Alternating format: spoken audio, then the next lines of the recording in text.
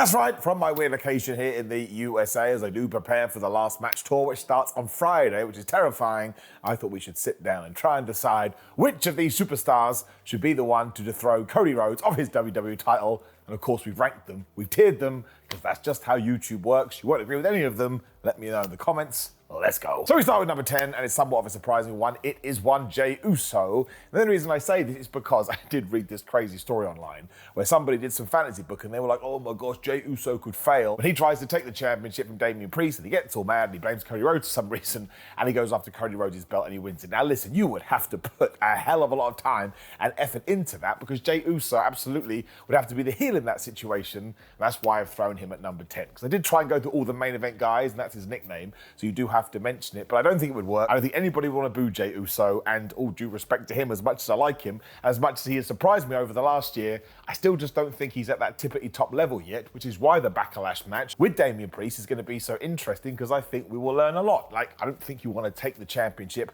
off Priest just yet, so after this, does Jey Uso just go back with Jimmy Uso, because we're now teasing that we're going to have some civil war with the Bloodline, which I'm totally cool with, but I hope that WWE has sat down and thought this through, because Jey Uso is selling a bunch of merchandise right now, while his WrestleMania match with his brother has certainly become controversial. I still do think he knows what he is doing. But no, he should not be the guy to defeat Cody Rhodes. I think that just comes from this idea. The modern fan thinks that pro wrestling has to be heat all the time. How do we get heat? It doesn't. Go back to WrestleMania 40. Sometimes you just want to feel warm and fuzzy in your tum-tum. And don't tell me people didn't do that with the American Nightmare, because it came out recently that he broke sales records over that weekend and he sold over $1 million worth of merch. That's right, in a 4-day period. So Cody is our new John Cena, he's our new Steve Austin, he's our new Hulk Hogan, and we should ride him all the way to the bank. Just to sum up my feelings about him, I pretty much love the guy. Which brings us to number 9, one that I'm far more in favor of.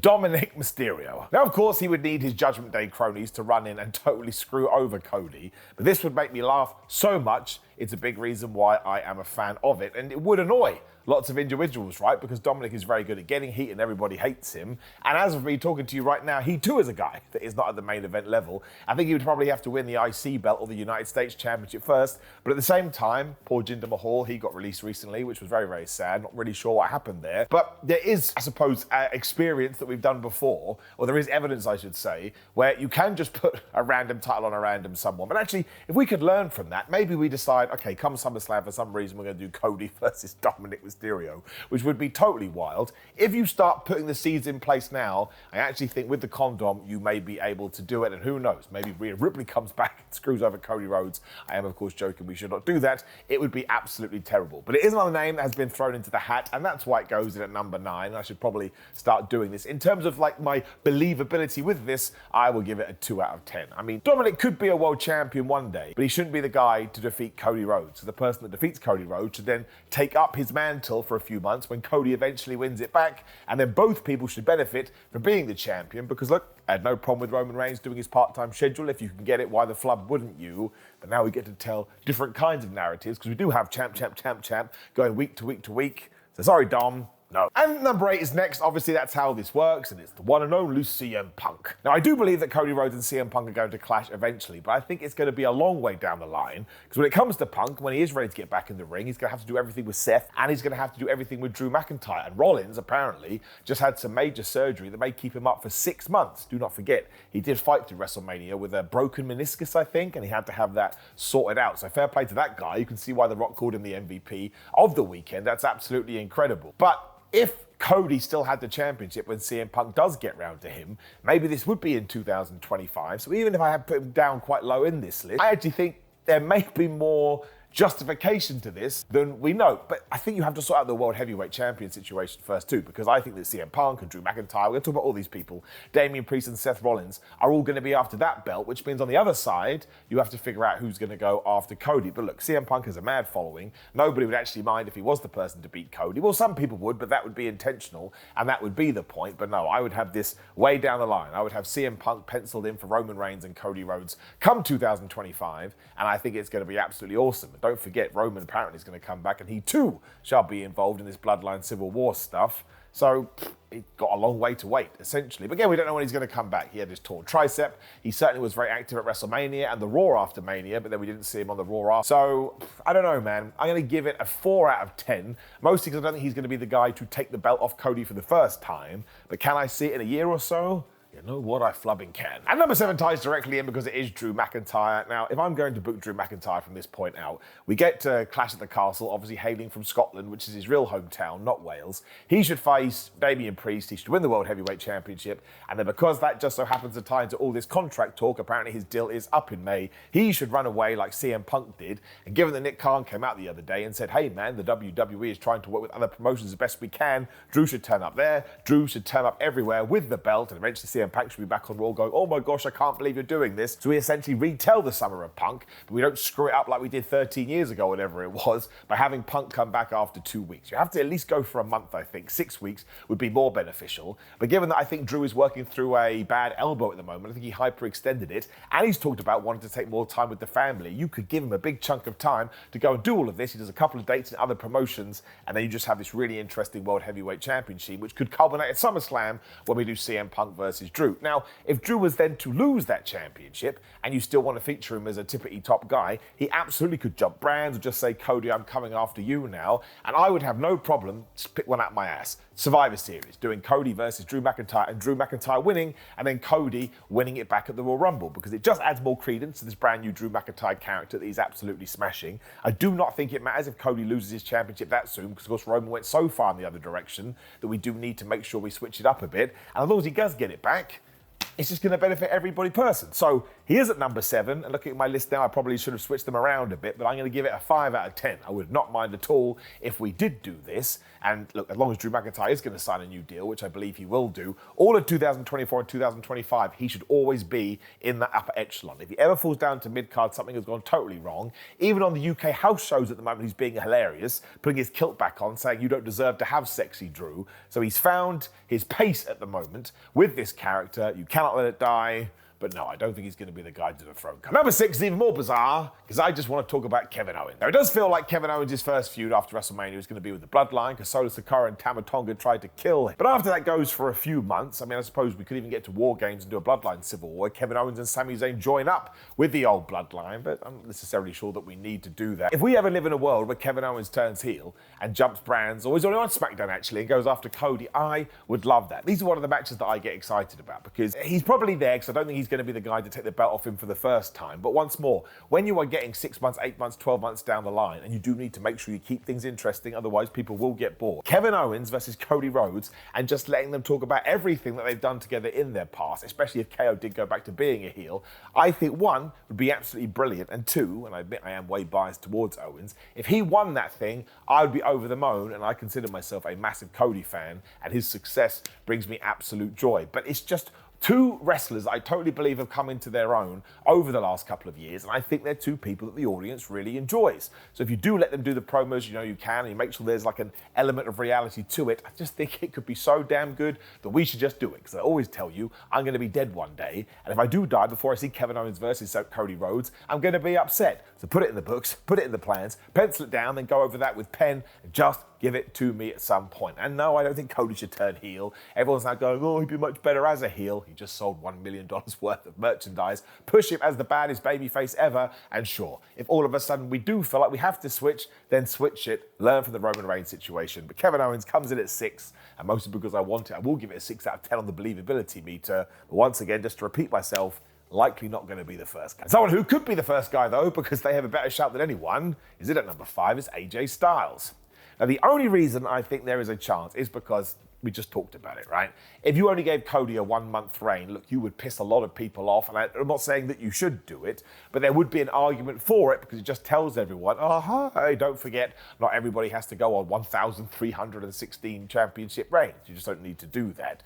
Thing is, I don't think AJ Styles is in a position where he needs it right now. He's still absolutely amazing. And there's ways out of this, right? We're going to be in Backlash France, so it's going to be a little bit of a gimmicky event ever. I would just let them have an amazing match, tie into all the New Japan stuff and everything they can talk about their shared experiences, and then just have Cody beat AJ Styles. Because like I say, it's not going to affect Styles whatsoever. He remains one of the best wrestlers of all time, and I stand by that, especially given the work he's doing right now, given his age. It's absolutely ridiculous. And it doesn't have to be a drawn-out feud either. Like, this is actually what WWE used to do with Kane. Somebody would win a championship at a major event, then Kane would come in, and that would be like, oh, how is that person going to overcome these odds? And ultimately, they already do. So I was going to say, probably SummerSlam would be the first time you'd actually think about taking the championship off Cody. But even then, if he holds it for a year, I don't have a problem with it either. But I will give AJ 6.5 out of 10, just because, again, he's in the match. He's made that step. I think ultimately WWE just want to get to France and go, oh my gosh, did you see the card we put on? And that's the kind of guy you throw in there. And number 4 is one that could happen, although I'm a little bit confused by it now. It's Roman flipping Reigns. Because as I'll be talking to you, I don't think that Roman is going to be back for a long ass time. It may actually be SummerSlam before he even starts sniffing around again, when maybe there is a match with Tama Tonga and Solo Sikoa versus somebody, and it's Roman that comes in to make the save. And given that he's probably going to come back as a massive babyface, given that people on SmackDown were singing "We Want Roman," maybe you can't actually even get to the Cody stuff anymore, and it's totally done, which would be a shame, because my word, they have good chemistry. I mean, in many ways, if you got to WrestleMania 41 and you were able to work something out, I think that would be quite decent too, but I just don't think the timelines align in order to make this happen. And if you put a gun to my head, I don't actually do think they will have a match again. I can't see in a way that is going to marry up, because the best thing for Roman Reigns to do, like I say, come back as a massive good guy, get all the bloodline stuff out the way, and then feud all the other people on the other side of the fence. So again, Roman Reigns versus CM Punk, Roman Reigns versus Drew McIntyre, and of course Roman Reigns versus Seth Rollins. Now, all of these would work if Roman Reigns was a face, so I'm going to give him 6.5 out of 10 too, but I do believe this is one of those feuds you could go back to whenever you wanted to. So if something does happen or somebody gets injured, especially if it's somebody on this list, when we get to number 1, you could call Reigns up and say, hey man, we need to have some fun with it. And also don't forget, if you did put it back on Roman, people would be so pissed off, although you could actually treat it like a red herring as well. You put it back on the head of the table, and then he only holds it for 6 weeks. Everyone would be like, oh my gosh, before he held it for so long,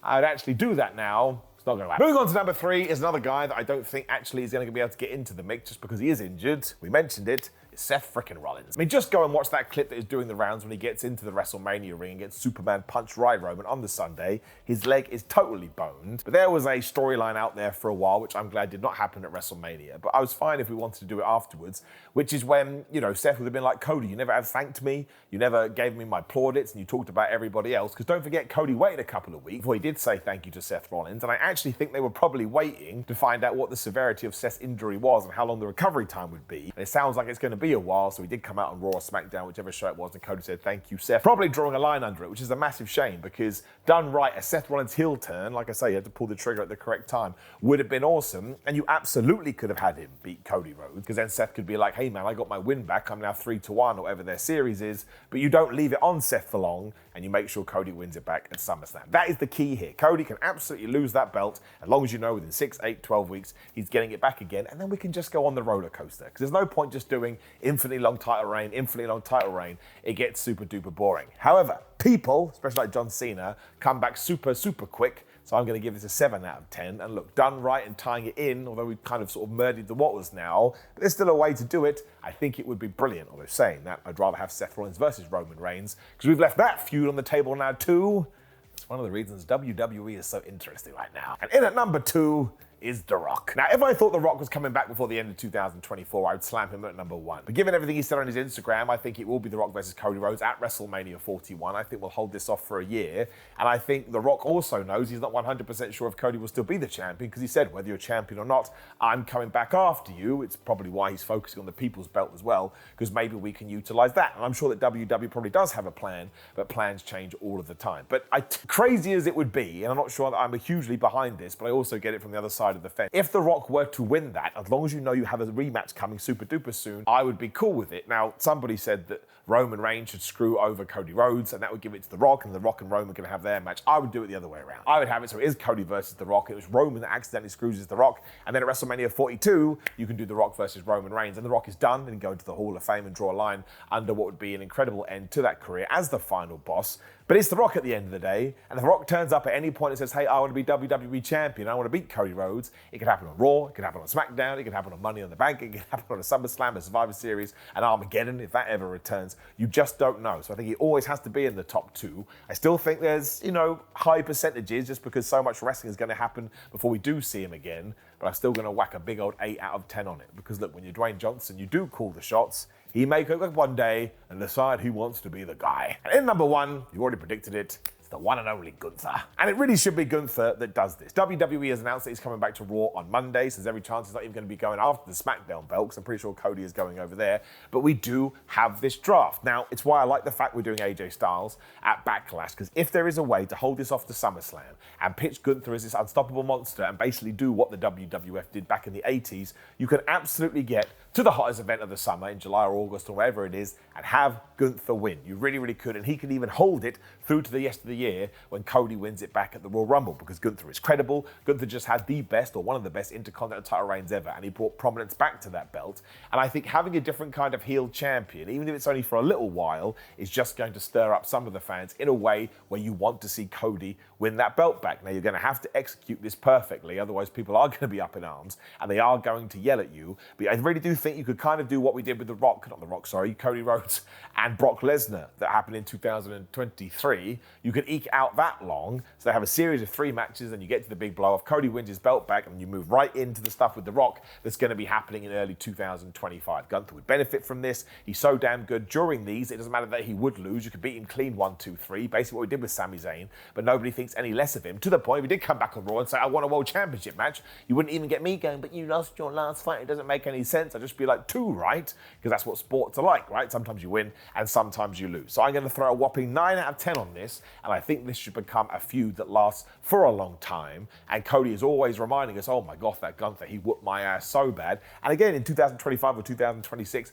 Gunther should then have another title reign too, and maybe even do a big coronation at WrestleMania. But I would put him at the very top of the chain as one of my bad guys who, when he holds a championship, it's so hard to get it off of him. And like I say, it's a guy that feels credible, so I don't think it's going to piss any Cody fans off. And then again, he'll be doing the chase, and he's proven to us that he's really good at that. So yes, this is the one that I would like the most. I think Gunther will make his intentions known come Monday. And he's a dude that can beat you clean. He can beat you with a screwjob finish in terms of the fact he's got Imperium with him. It just ticks all the boxes for me. Listen how I talk about it. I get quite excited. And usually when that happens, you're doing something right. Now, of course, as already mentioned, you've got to get in the comments and let me know what you think about this. Who is your number 1 pick? And what do you think about the other 10 that I've laid out there? I've absolutely missed some people because I'm an idiot. You got to let me know. Also, please do like the video, share the video, and subscribe. Hit the bell, ding, ding. So the video's going live. There will be a video on the screen. Give it a... Otherwise, it is goodofmine.com/Simon. Just go to Simon to get 10% off. These are fitness supplements I'm still using, even though I'm in the USA, because I like them a lot. Patreon.com/Simon316. I'm in 316. Instagram and Twitter. Simon J. Miller on TikTok. Simon Miller on Cameo. And Pro Wrestling Tees and Santa Athletics for all my merchandise. There's links for all of this in there below. And if you are watching this on Sunday, make sure you enjoy AEW Dynasty, and I shall see you tomorrow when we do up those downs on What Culture Wrestling. Take care, my friends. Thank you for the support as always. Goodbye.